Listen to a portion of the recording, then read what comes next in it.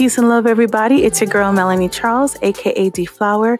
Thank you so much for tuning in to this special Make Jazz Chill Again episode where we'll be spotlighting the work of legendary, multidisciplinary artist, composer, performer, Meredith Monk.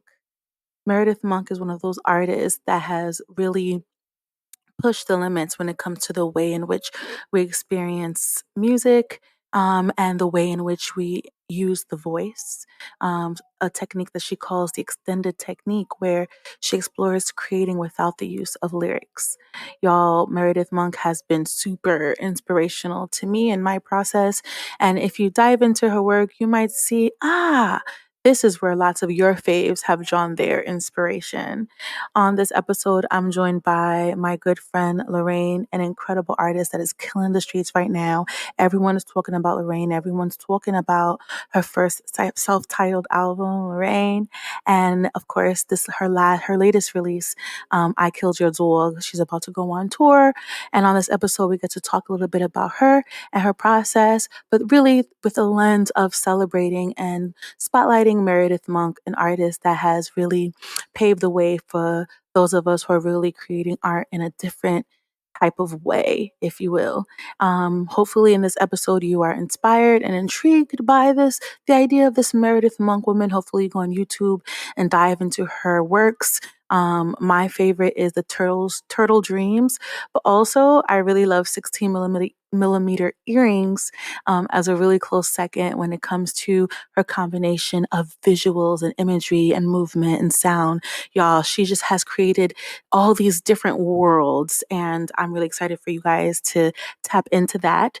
And those of you who got it like that, if you're inspired to support the House Foundation, which the mission of the House Foundation is to archive and gather her art, her legacy. She's still here with us. She's still kicking it. She's still making new art. She ain't going nowhere. But now is the time to really rally around this important artist and make sure that the next generation is hip to this work. So thank you so much, everyone, for listening to the Make Jazz Chill Again podcast throughout these past, 2 years now. It really means a lot. Knowing that you guys are enjoying this offering, and we're really excited to be bringing you more information, more music, more ideas, more conversations, more trill mega jams, and just remember to keep it trill. Signing out. Enjoy this special episode. Peace. Peace and love, y'all. It's your girl, Melanie Charles, aka D Flower, and you are listening to the Make Jazz Chill Again podcast. I hope you guys are feeling good today. You might be wondering, where's Uni? We only hear Melanie's voice. Well, my co-host Uni is on a much needed self-care break, leave of absence, and she'll be back with us for the next episode. So today you got me. Well, not just me, because I have a really, really, really cool special guest, an artist that I've admired for many years now. She's your fave's fave. And we're also going to be talking about our fave's fave as well on this episode. She goes by the artist name Lorraine, but those of you who are privileged to know her privately know her government. I don't know if you want the people to know your government on this episode. Let you give consent. But welcome to the podcast, Lorraine. Wow, that's the best intro I've ever gotten, Melanie. Thank you so much for making time for this today, because I know you mad busy and you be doing mad stuff. So thanks for being here. Of course, anything for you, Melanie. So can I say, if I slip up and say your government, is that okay? Yes, I feel like yes. before you were very you really didn't want people to know, but now I notice you kind of opened it up a bit. I'm more open now. It's true. I appreciate you asking. So I guess, today's episode, well, okay, let me backtrack. Taja and I are both on the board of trustees for the Meredith Monk Foundation, um, which preserves and educates and archives the work of legendary artist Meredith Monk. And there's an event happening in a few weeks, and we just want to talk about her art and why maybe you might want to check out this event and support the movement. But before we get into that, I always wanted to get you on this pod and talk about you, Taja, and your artistry. Something that I'm really proud about, like I brag about this all the time, is like one of the first Lorraine performances. I was blessed to be part of the band. Your music has you avoid categories and boxes in a way that I really admire. That's what I seek to do. I feel like you figured it out though. Like nobody can put you in a box, and I love that. So yeah, like I don't know, like talk about your musical journey, because I feel like also you were doing a lot of like curation and like behind the scenes work to put art out, and then suddenly you dropped on the scene and was like, yo, I'm an artist, y'all. Maybe let's start from that, like your transfer over to really walking in your artistry. Yeah. Well, firstly, thank you, Melanie. That's always something I brag about. I'm like, did you know the Melanie Charles played in Lorraine? Um, yeah, I mean, I never really thought of myself as a musician. I didn't think it was like something that was possible to do. um, and so I was just kind of making music in private for a long time, and playing shows sometimes, but I didn't really feel like I had much of a musical community.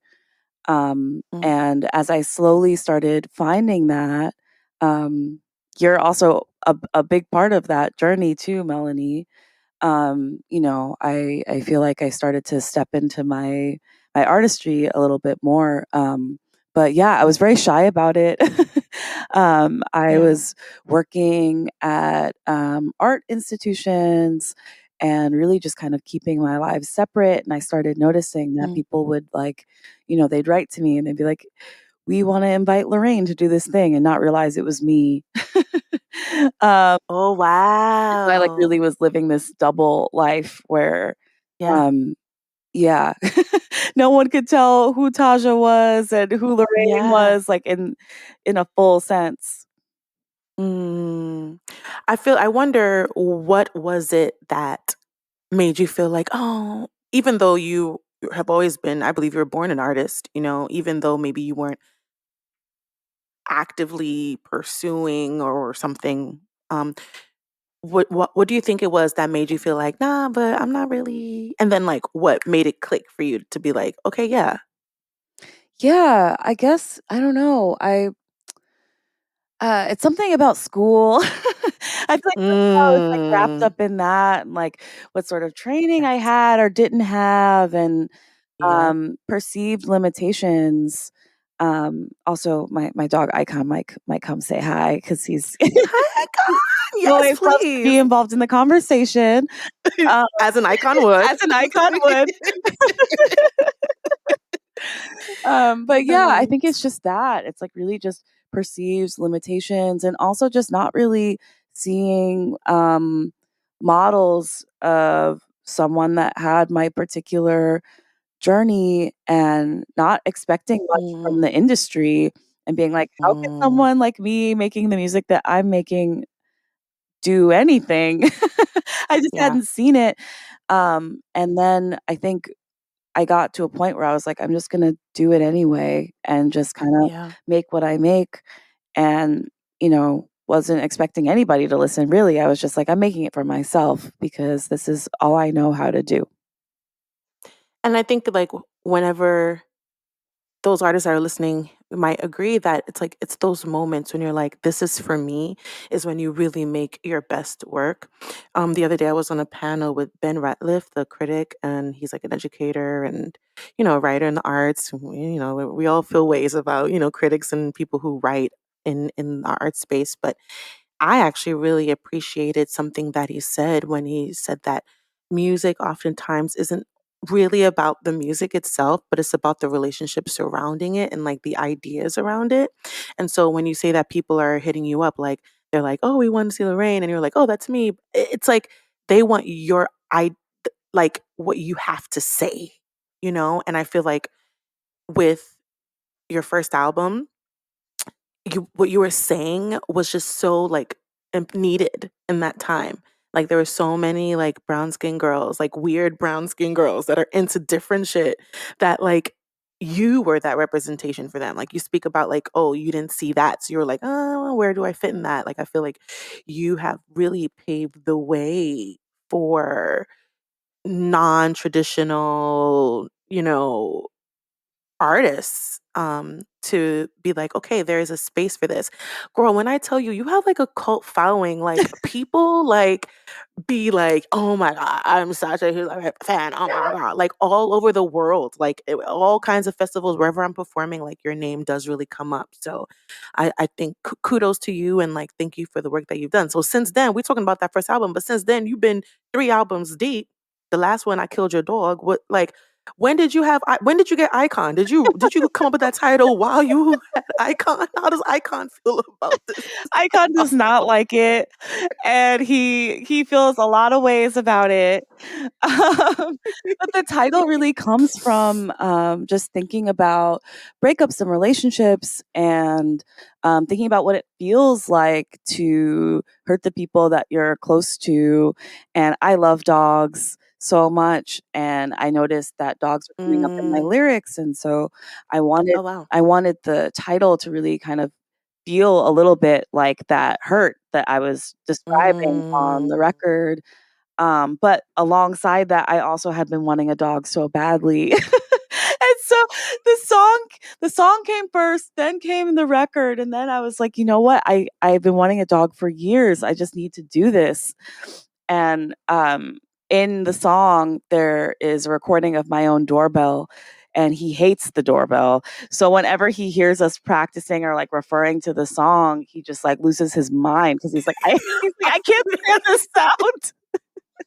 That is really funny. I love that.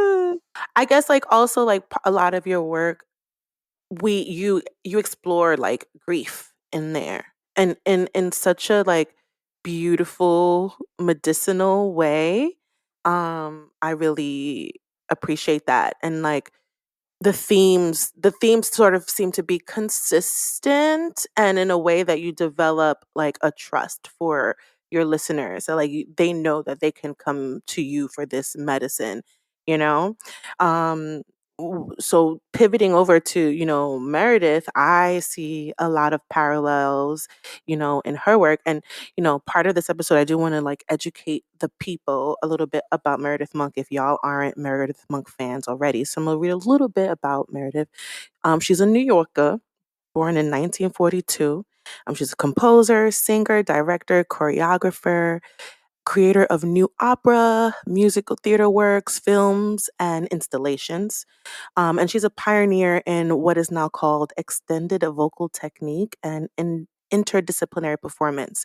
So basically, she explores singing, but oftentimes without lyrics and just exploring vowels and syllables and like how that works together to really make you feel something. And I gotta say, the first time I saw her live, I was in tears because I never experienced anything like that. Over the last 6 decades, she's been hailed as a magician of the voice and one of America's coolest composers. She's got so many awards and honors, but the one that I like is in 2015, our President Barack Obama gave her the National Medal of Arts, which is really cool. She went to Sarah Lawrence College. And began creating work in galleries and churches and mostly non-traditional performance spaces. Like she was about that life, even though now that's really popular about performances happening in non-traditional spaces. She was really a huge pioneer in that. um, and currently she's working on a piece right now. She's the girl is 81 years old and she still is actively like creating new works, and I'm that is also really really inspiring to me. So I guess for you, Taja, what I would love to know is what was your first encounter with Meredith's work? Oh man, it's hard to remember my first encounter with her work, but I think I always just had a fascination with the voice, and I never, studied formally or anything like that. And I think for me, what was really interesting to me was, extended technique in that way.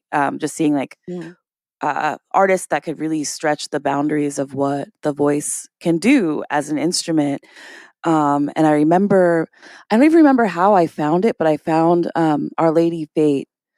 Mm. And I would listen to it every single day. Like literally every single day I'd wake up. That was like my routine. And I'm horrible with routines, but that was like the closest I'd come was listening to Wow. Meredith Monk Yeah. every single day while I'm like brushing Mm. my teeth and like getting ready for the Mhm. day. It was like she would greet me. Um, and yeah, it was just such a guide for me, as someone that didn't really know how to study the voice or felt like nervous about my relationship to the voice. I would use like that album in particular as like a way for me to explore my own voice. And so I would listen to it Mm. and I would like sing along with her, and I would sing um, all of these pieces throughout the day. And Mm. yeah, it really helped me find a relationship to my own instrument. I've Mm. always felt so grateful to her for that. And also just I think I probably encountered her in photographs and in video first because I was an intern at the kitchen, um, Mm. and I was in the archives, and they were putting together an anniversary show, and so I spent lots of time in the archives, and I learned about all of these iconic figures in the New York downtown scene, and Meredith, of course, being one of them. And I remember Yes. probably encountered her first through that archive. Mm. Shout out to the kitchen. I was just there for the first time last week on a panel surrounding the works of Harmony Holiday. Yes. Yes, that's where I met Ben, and also Raoul Roach was there as well. Shout out to Harmony. What an incredible artist. I would say I put her in that similar pantheon of like artists that are just like breaking the boundaries and breaking all the rules in order to really like shake people up and wake them up. And I think like that's really what art could really be about when it's in its best form. I guess what I can say about my first encounter with Meredith's work was it was kind of late. I would say I found out about Meredith's work about 2 years before the pandemic. And it was due to a friend of mine named Sebastian Bremer. Hey, Sebastian, incredible visual artist. And he brought me in and Ignabu to come and do a duo set. That was back in the day when those of you who know, when Ignabu and I were doing a lot of duo things, and I performed. I had all my SPs and stuff, and he was like, "You remind me of Meredith Monk," and I was like, "Who?" And I went home and I Googled and I discovered Turtle's Dream. Yes. Shook me up, changed my life. I was like, oh my gosh, wow. I think the thing that really first got me is her her usage of space and time and how the work really slowly evolves and develops into finally what you see at the end. Really encourage everyone to go into the YouTubes and find this piece. Um, it's music, it's film, and that was another thing for me, just seeing what do you know what year that was? I should have researched what year that piece came out. So progressive in terms of like performance art. I mean, or I guess I just didn't know. And you saying that you went through the archive at the kitchen, that downtown art scene is so rich, and I know that that's something that I need to dig deep into because what we're discovering is that whether or not we know of these people's work, that they existed, and and a lot of times when you think about artists that find fame or popularity, oftentimes it's those underground artists that were really pushing things that are really, and I think Harmony touches on that. It's like the unknown artists are the ones that we want to look to for like the amazing work that comes out in this world. Um, so yeah, that was my Meredith encounter. I guess also what comes to mind is that she created the house, which is basically like a school to teach this extended technique. And I think that that's really important. I wonder, Taj, like, what are your thoughts about artists creating space for bringing people in, educating, creating a movement? Like, what does that mean to you? How do you feel about that? Yeah, I think, lately I've been really understanding the generosity of that gesture, right? Like, how hard is it to be an artist? To not only make the work, but to be a small business owner, really, and to Mhm, mhm, be a leader. And you lead a band, you lead all kinds of, you've led lots of bands. Like, that's work, mhm. that's really hard work, and not only like musical work, but it's um yeah, lots of forms of care and labor that don't go that if you're not intimately involved with it, you don't even know what that is. So on top of Yeah. all of that, to maintain an artist practice, but to also find ways to give that back to other people, Yeah. is really wild. And I don't think I even fully understood like how um, important that is, and also how generous that is, until very recently. Just as my own practice has been developing, I really started to like Mhm, think about this a lot, actually, and how, mhm. yeah, how it's just how incredible that is. Yeah, generous is definitely the word. To I think it's a word that I'm always like using is capacity. Like I find that my capacity gets like less and less, in this life. And there's so many things going on. It's just like really, really hard. And I try to give myself grace.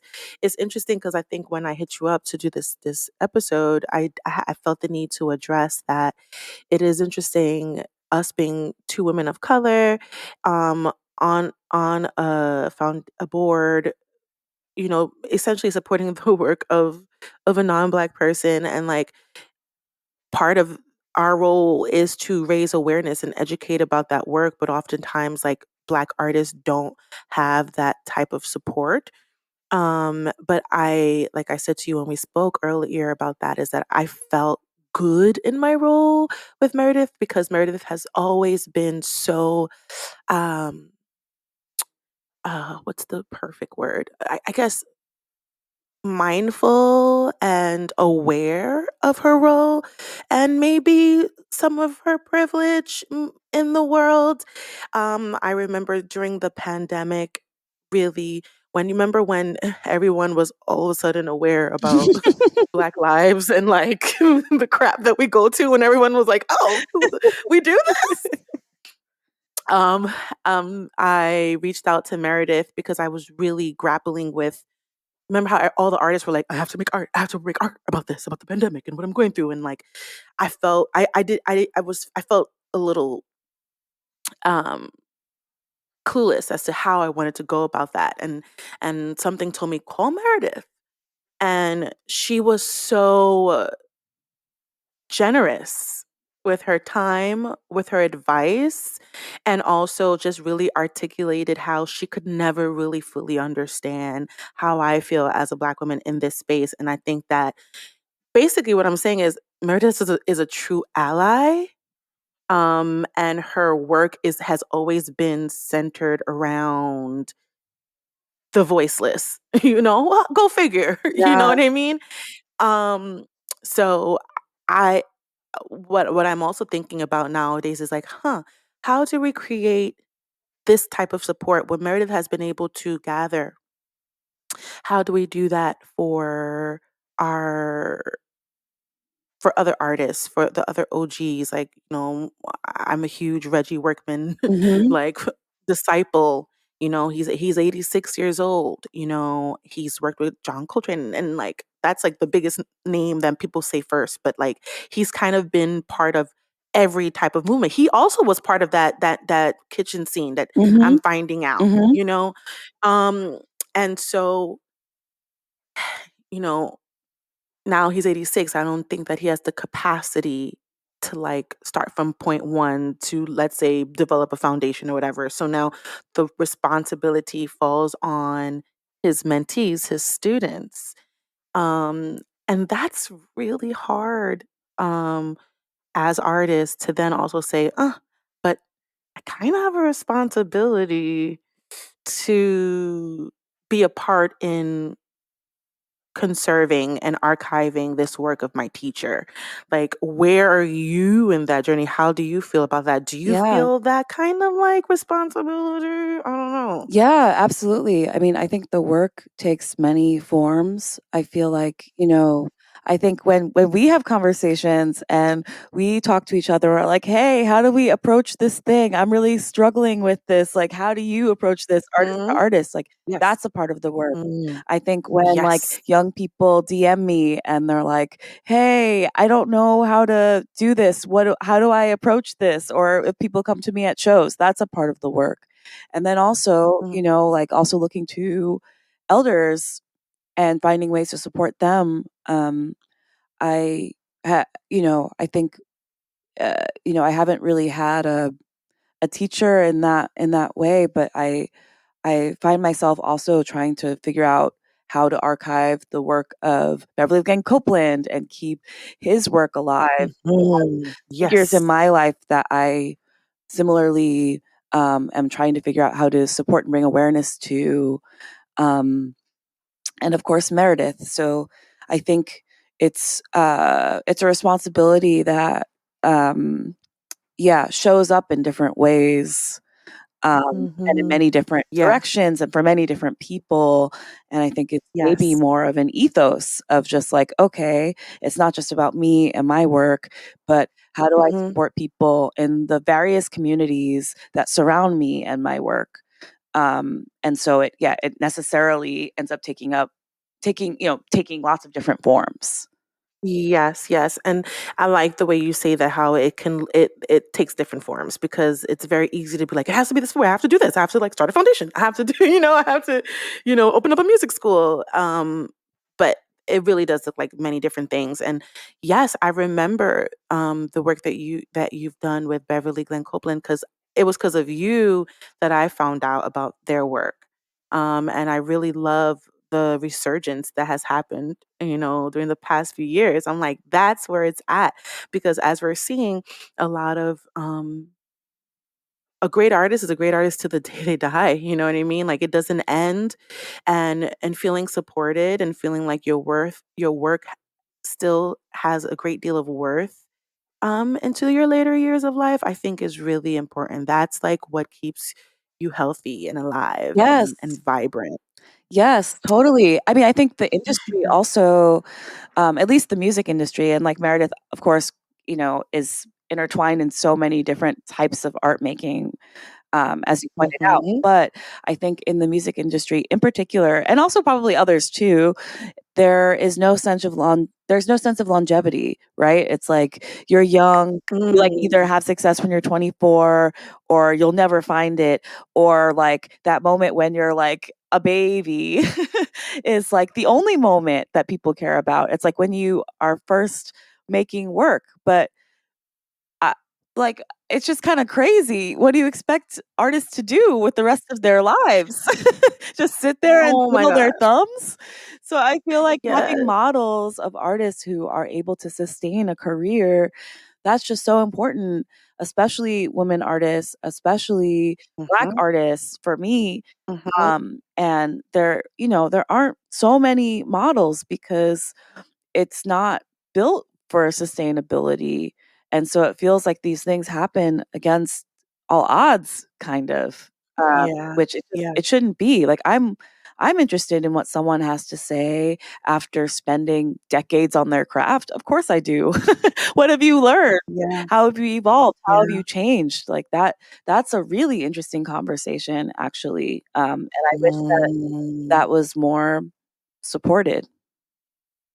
Yes, I love that. I think that I wanna know more about that as well, and I don't know, maybe we can make space for more conversations like that. Maybe we need another podcast, maybe with Meredith, maybe with Beverly, but, like, yes, like, how do you not get jaded and stunted and not let how your art is being received affect the way you feel about the art?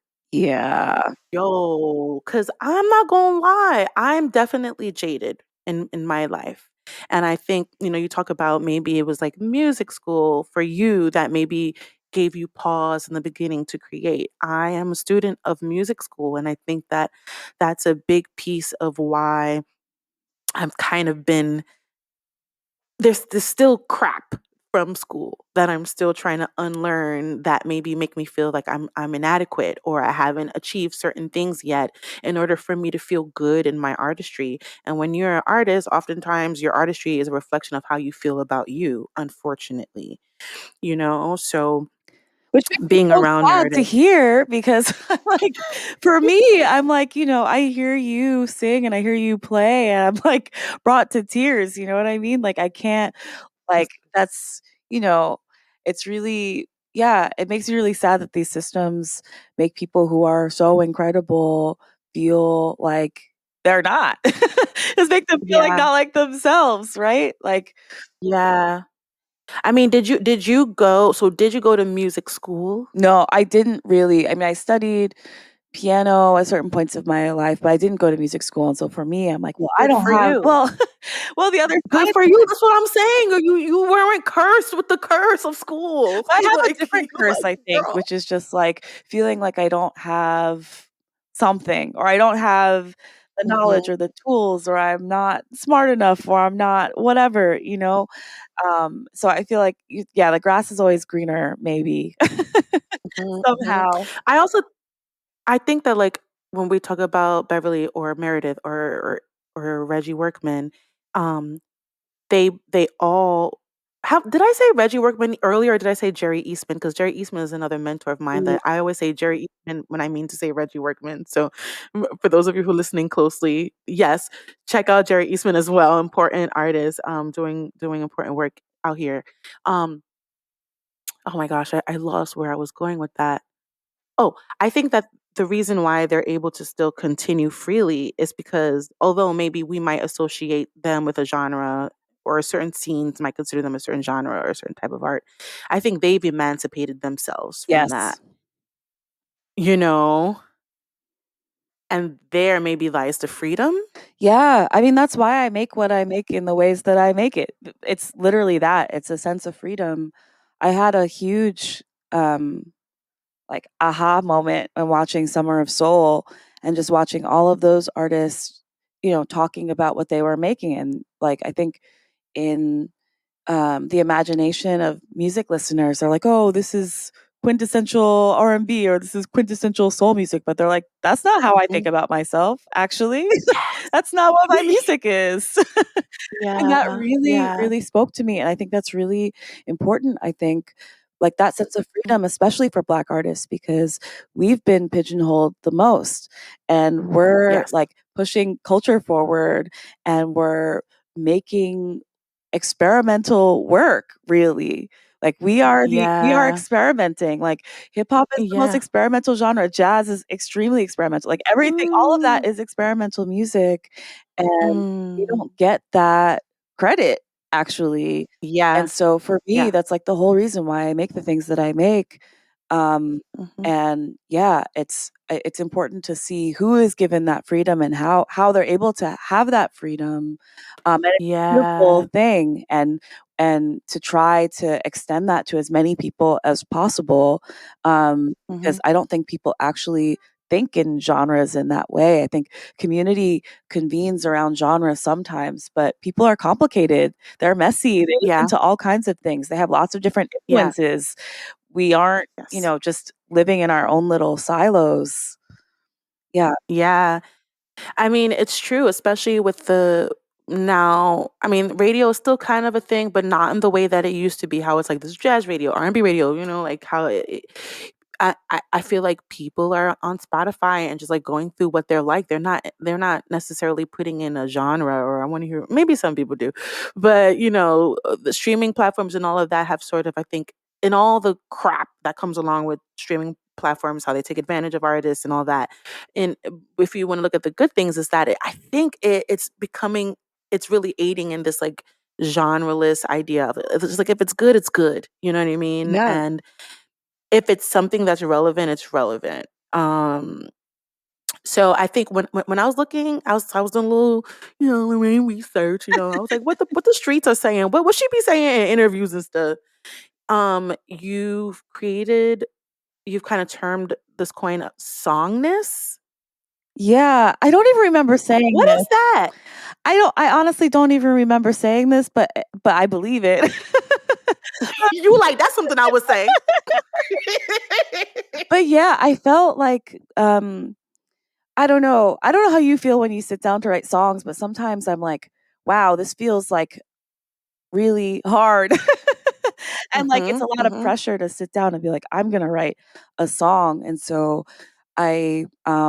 yeah, I coined this term, like, approaching songness, apparently, that was more about, just having a complete musical idea without having to feel like I'm chained to this idea of what a song is or isn't.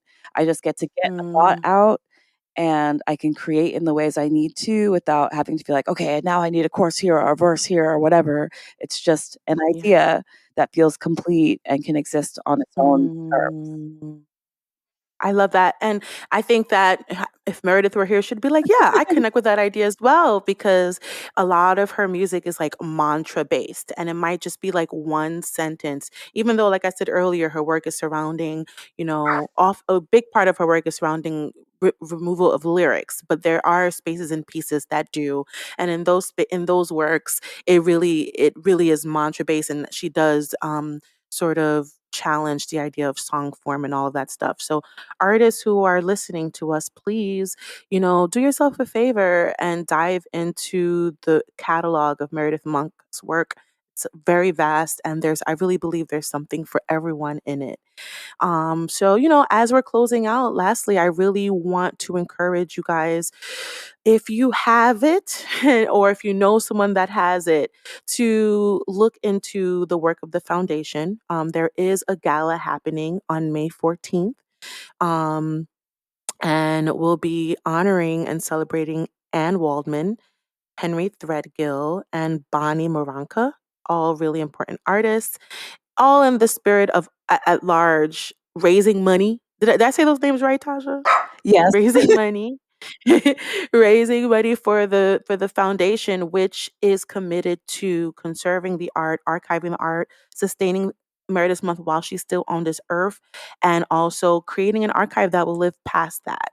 Anything else you want to add about this important gala that's happening, Tasha? Yeah, I guess I'll just say that, fundraising is really difficult work and that it really kind of takes a community, it takes a village to, Hmm. yeah, to support sustainability, to support artists, and that also it will be very fun. It'll be very fun. There's different tiers for those who got it like that. There's like these really fancy ticket rates, but there are artist rates for, for the people like me who ain't got it like that, but want to be part of the art. If you want to go to meredithmonk.org. Also, I'm performing. Yes.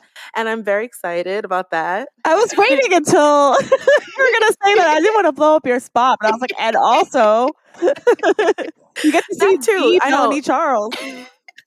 It's so funny. I feel like so like in service in this space that I forget that I'm also performing. But I'm excited about performing because I'm gonna let me go into my Meredith Monk and I'm gonna be free. I'm just gonna like do my thing and I have new works that I want to do during that performance. So I'm really excited about what might come out performance wise. It's on a beautiful ship. How when was the last time you was on a ship? You know what I'm saying? Exactly. Exactly. So it's in the Hudson, right? Is that do you know I'm not sure where it's Tasha, sailing where that actually. ship is docked? Yeah. Well, if you want to find out more about that, once again, I encourage you all to go to meredithmonk.org. I'll have information in my link. This podcast will also be existing somewhere in Meredith's Instagram website. So you'll be able to check back in on that. And we hope that we've turned you on to a new artist today. And if you were already hip to her, hopefully this little information aid inspires you to support the movement, inspires you to check out the work even more, and a reminder that what I think is really beautiful about the foundation is that it's yes, it's surrounding Meredith's work, but it's also making space for so many artists, which is another thing that I really loved in our last meeting, how Meredith really honed in on the fact that she's really investing in like the next generation. She's excited that she's able to share space with people that are continuing on the work. And that's what it's about. So, thank you everyone for listening to the Make Jazz Chill Again podcast today. Thank you to my special, special, beautiful, amazing guests, Lorraine, Taja. You're about to go on tour, right? Yes, yes, I am. You want to say a little bit about Yeah. that? Where you going to be? Let the people know where to find you. Well, we're playing a show at Bowery Ballroom with Brandon Lopez and Fred Moten, which is really wild and really amazing. And Amazing. we're doing a short tour Northeast right before that. And we're also going to Asia. We're going to Shanghai, Guangzhou, Wow. Seoul, and Tokyo. Yeah. So tap in. Do you have a website? Like, where do you put all of your information for people to see? Like, what's the best place to check it out? Yes, I would say lorraine.info/tours. All right, Yeah. y'all. So check it out. You heard it here first, and we hope to see you out here in the streets. Oh, we have this little sign off that we do. So I'll say whatever you do, and then Taja, if you'll say remember to, and then together we'll say make jazz chill again. Cool. Are you down? Yeah, of course. Of course. Okay. So whatever you do, Remember to make make jazz jazz trill chill again. again. Yes. Yay!